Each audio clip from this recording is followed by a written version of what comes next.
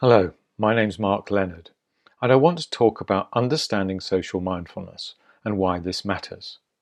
I've spent most of my career involved with environmental sustainability. I started off working as a fisherman and studied fisheries science. I then worked in fisheries politics for a while. After that, I moved into waste management. But about 15 years ago, I came to the conclusion that we simply were not taking the measures that we needed to take in order to protect the future of life on this planet. I began to think that epidemics of loneliness and unhappiness were deeply connected to unsustainable patterns of consumption. And that made me start to think about finding ways to deal with the social problems before the actual environmental problems. I started to work voluntarily to raise funds for Buddhist studies at Oxford, and then helped to establish the Oxford Mindfulness Centre.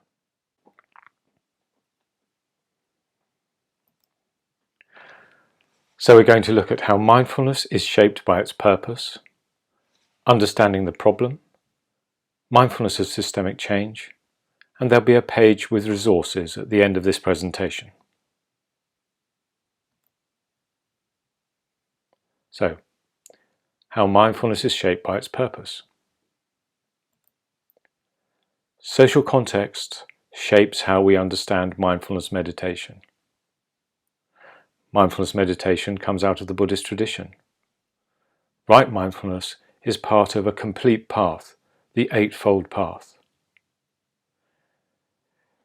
In the West, in modern times, mindfulness has been applied for therapy, self-help, well-being, and living a full life. But I'm interested in understanding how mindfulness meditation can be applied to developing communities that can work together to protect the future of the planet. What does social mindfulness mean? Social mindfulness as a phrase was first used by Meg John Barker and Jean Bolton for a group in the Open University. They were interested at looking at how mindfulness could be applied as a form of activism. They felt that this was about returning to Buddhist roots. They were interested in the ethical implications of mindfulness and how mindfulness could be used to understand how human beings were relational beings.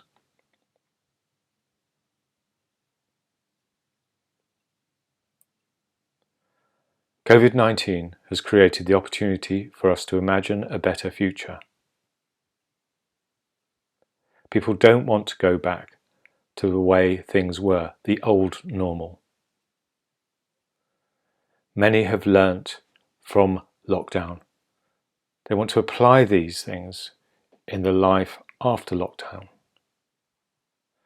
Matthew Taylor, Chief Executive of the RSA, he believes people are increasingly aware that the health of people, planet are inseparable, and it's time for radical environmental, social, political and economic change. So, understanding the problem. But first, being human. This is the way we are made. We've spent millions of years learning to love each other. Our survival depended on our ability to collaborate, to take care of infants into their teenage years. We had to build intimate, attached relationships through our lifetimes. Caring for one another became the most important thing in human life.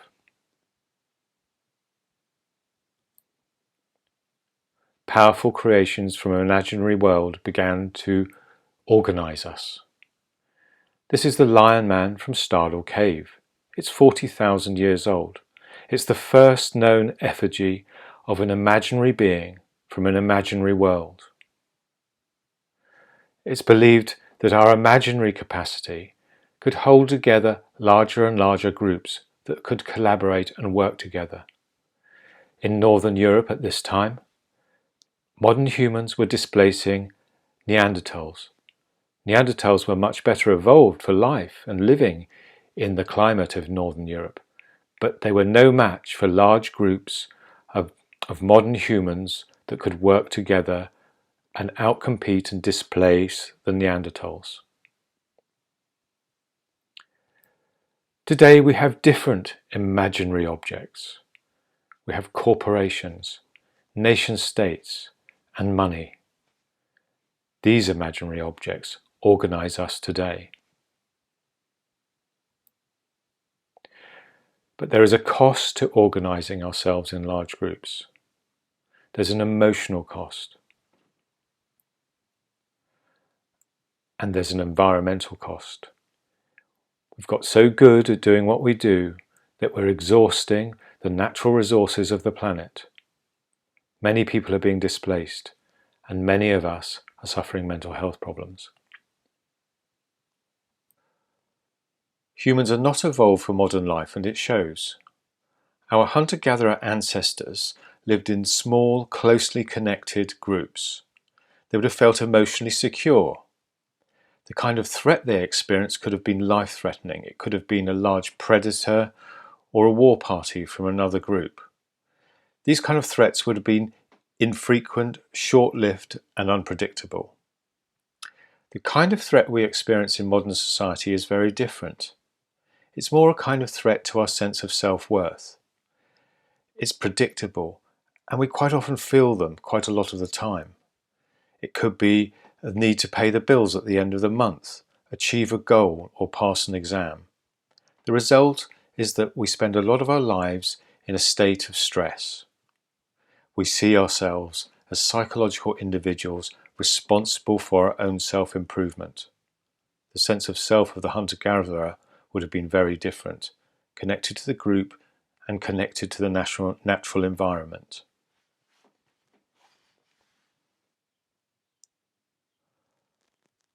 We must give more weight to our humanness. Instead of serving the imaginary things that organize us, we need to make sure that the imaginary things that organize us serve our human needs. Is mindfulness the answer to our problems? But before we answer this question, let's have a look at how mindfulness meditation became present moment awareness. A leader monk, Lady Sayadaw, came up with a new method of teaching meditation to empower the lay population to become guardians of Burmese Buddhist identity. It had a political intention. Later, Bhikkhu Bodhi reflects on his observations of the movement of Buddhism from Asia to the West.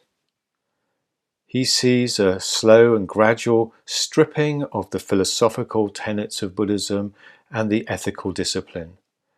Mindfulness becomes something that's all about living in the present moment. It's all about appreciating things, therapy, self-help, and improving the quality of life. Mindfulness does help people to cope. Certainly in an environment, a social environment, where our natural response to maladapted social conditions is stressful.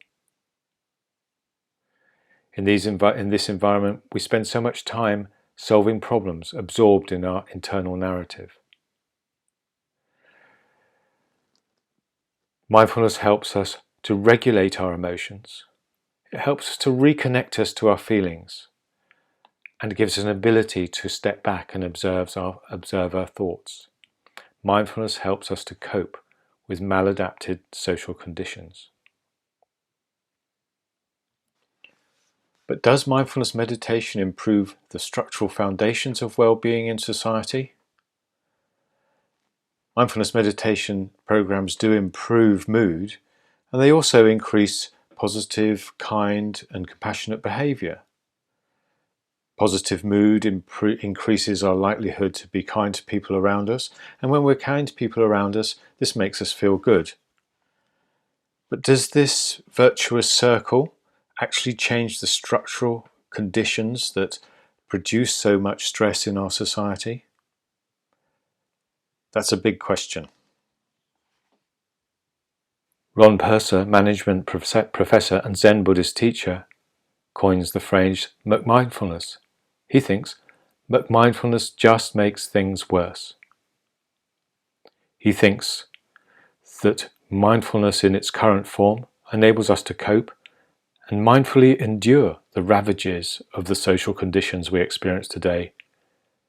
It enables us to carry on with business as usual.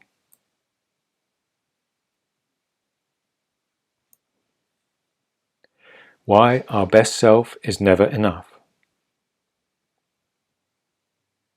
The causes of distress are social and economic. David Smale, professor of clinical psychology, believes that the idea of the separate psychological self is a big mistake.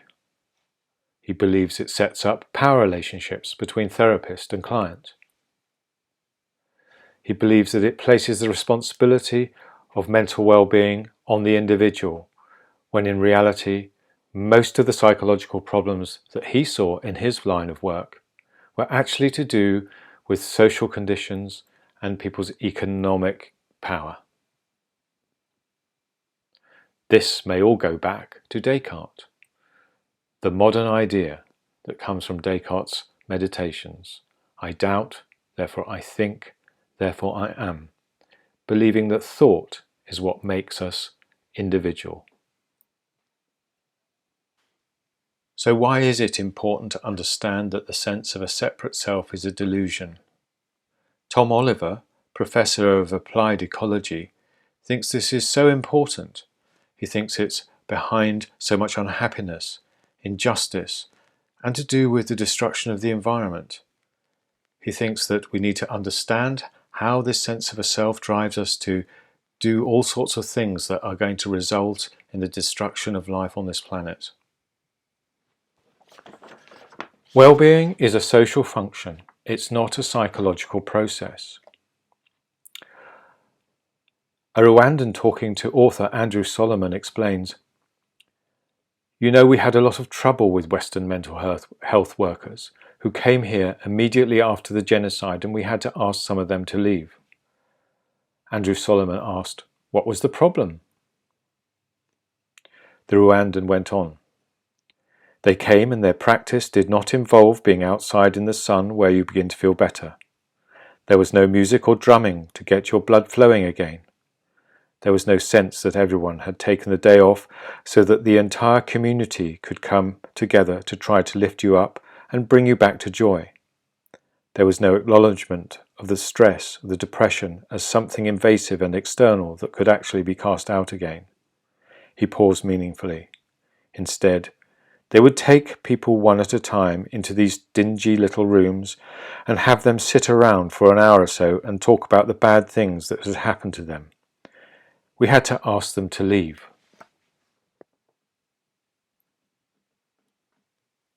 Holding hands shares out pain. If you put someone in a brain scanner and give them an electric shock, parts of their brain will light up that register the pain. What's interesting is, if they're holding the hand of their loving partner, the amount of activation in those areas of the brain that are registering the pain is reduced. Their experience of pain is also reduced. Now, if you put the loving partner in the brain scanner while they're holding the hand of the person getting the electric shock, parts of the loving partner's brain will also light up registering pain. They're sharing out the pain.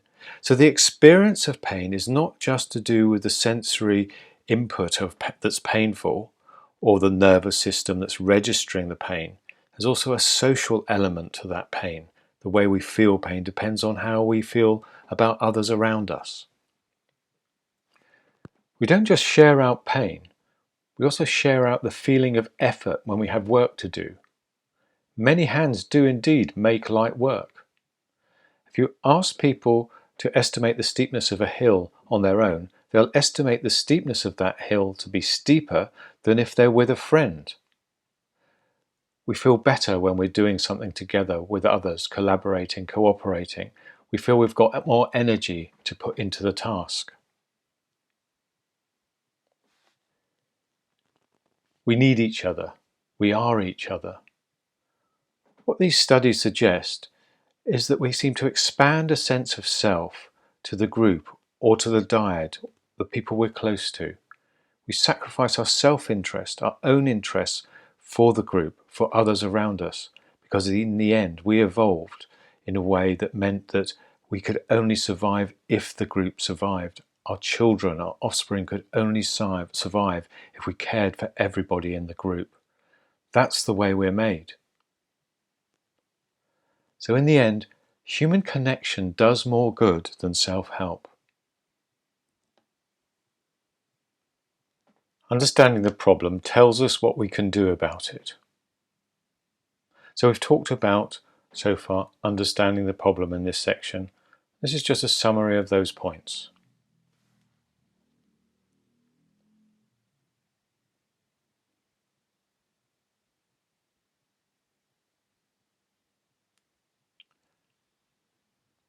It all boils down to, in the end, as individuals we're disempowered, but collectively we can achieve a great deal. So what must we do? We need to apply mindfulness to understand how we're all connected and to help us work together, as opposed to using it as a technique to help people cope better and improve performance. So now we can look at mindfulness as systemic change. 3 domains of social mindfulness. But first we need to understand social mind. There's the individual mind, the embodied mind, the nervous system that picks up sensory information that tells the nervous system about the emotional state, changing feelings in the body. There's the interrelational mind, how we relate to others, how we see ourselves, how we expand our sense of self to include our loved ones, to include our community, and how we relate to the networks we build. There's a transpersonal sense of self as well. It can expand to the whole group or nation. It could be an imaginary object, a bit like the Lion Man of Stardor Cave, that holds together a large group of us. It can be a transpersonal sense of values that exist and are important beyond our personal sense of existence. Social mindfulness works in 3 domains too. There's insight. This is about understanding how we create a sense of self, how that sense of self changes in different social contexts, how it affects our behaviour, how we favour those we know and like, and how we maybe judge negatively others that we don't know or we're unfamiliar with, how it affects our decision making. When we understand this, when we understand the way we create a sense of self, we may be able to make better decisions, more rational decisions. We may be able to be more inclusive and create more cohesive groups. Then there's relatedness. This is all about how we feel connected to other people, how we see ourselves as being just like other people, similar things that we need, similar needs, similar wishes, similar fears. Then there's the mindfulness meditation itself. Regulates emotions. It enables us to be more aware of body-based feelings. It reconnects mind and body. It helps us to see thoughts as separate things from ourselves, not necessarily buying into the story. When we do this in a classroom or in an environment where we're learning social mindfulness together, the mindfulness practice that reconnects us to our body-based feelings enables us to be present with others close to us or others in the classroom. We can notice the sense of self expand to include others or the group. We can notice the sense of self disappear when we feel comfortable with others around us. Developing language to describe our experience in mindfulness classes enables us to develop a conceptual understanding of how the way we create a sense of self changes depending on different situations and how we feel, what we see, how we interpret things, and what we perceive. In the end, this leads to purposeful action. It enables us to build more cohesive groups. It enables us to work together, and when we work together, we have collective agency. We can achieve great things.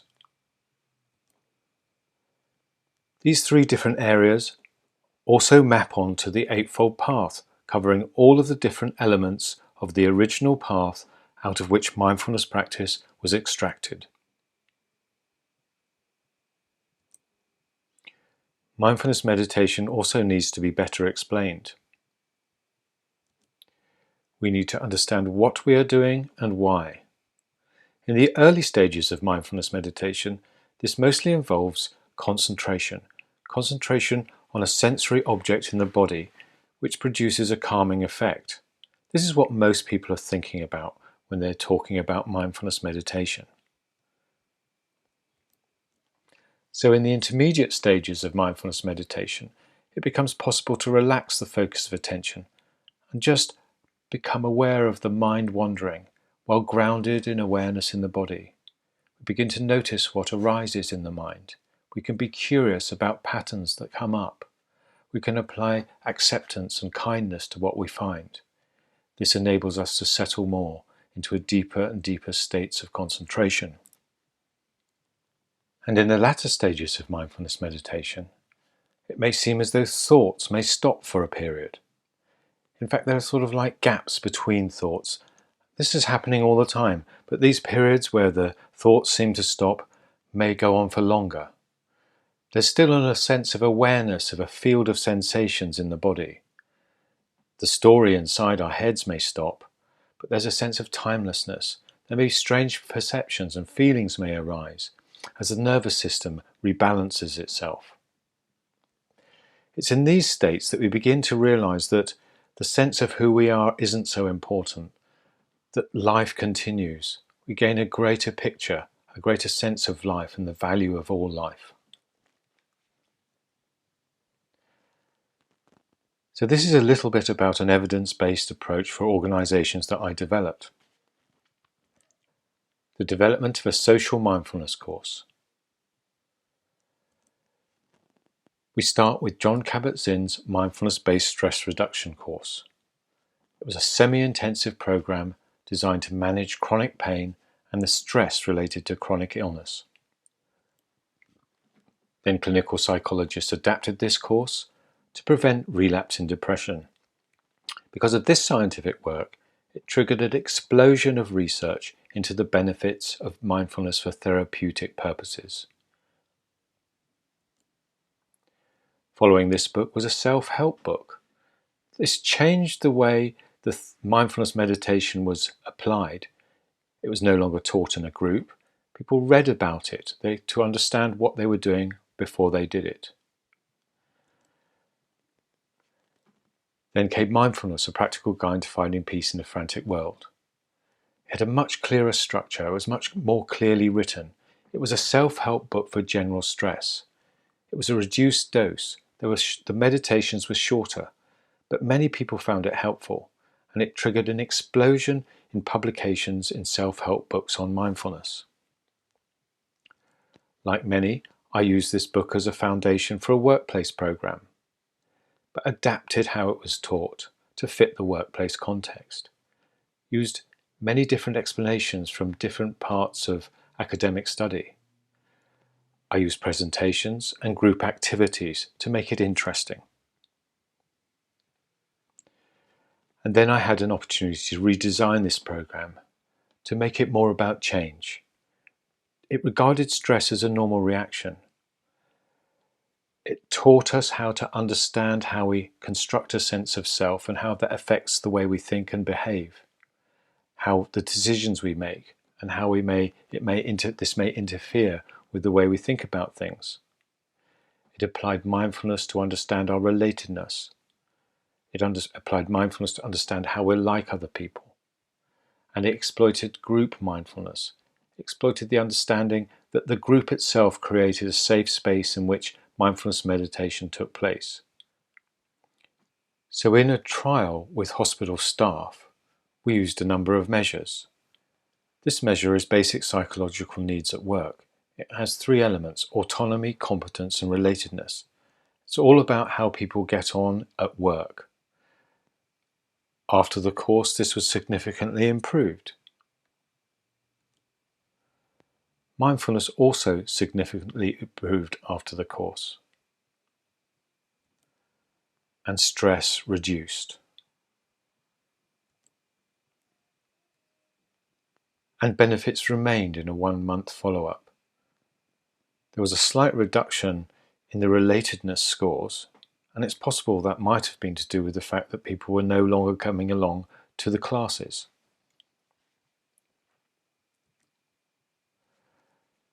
So what are the missing pieces of the puzzle? So what are the missing pieces of this puzzle? Individuals are powerless in society. Comparing tradition with mindfulness today. In a traditional context, the contemplative practitioner lives within a spiritual community. The spiritual community is nested within the lay community.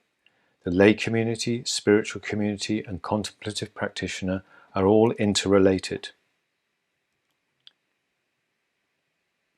In a contemporary context, the mindfulness meditator is an individual, floating around in secular society, managing themselves, coping better, possibly living a better life. But how does that affect secular society? Does secular society really support the mindfulness meditator? Sustainable patterns of change come from a critical mass. The tipping point reached with a critical mass of 25% committed to change results in a whole population or a whole group changing. We need to develop a critical mass in an organizational culture to change that culture. When that culture changes, it can influence stakeholder networks, and those stakeholder networks then influence wider society. So how to build a mindful society? We need a vision. We need to bring people together to work for that vision. We need to understand mindfulness differently. We need to understand it as a biopsychosocial function, not just a psychological process. We need to apply this model to make this vision real. We need to transform the destructive energy of stress into purposeful action and recognize that we have to work together to make this vision reality. We need social infrastructure. We need place at the center of community and working life where people can come together to practice, eat, celebrate, learn, and coordinate collective activity that serves this vision. And so here are just a few resources. If you want to find out more about social mindfulness, there's the organizational website Mindfulness Connected, where you can also order the book, Social Mindfulness, A Guide to Meditations from MBOE. There's an Apple podcast channel with the meditations. There's a social change website. And there's a Facebook group for mindfulness champions that want to bring mindfulness to their communities or their workplaces. And in North America, all the books that mentioned in this presentation can be ordered from Caversham booksellers.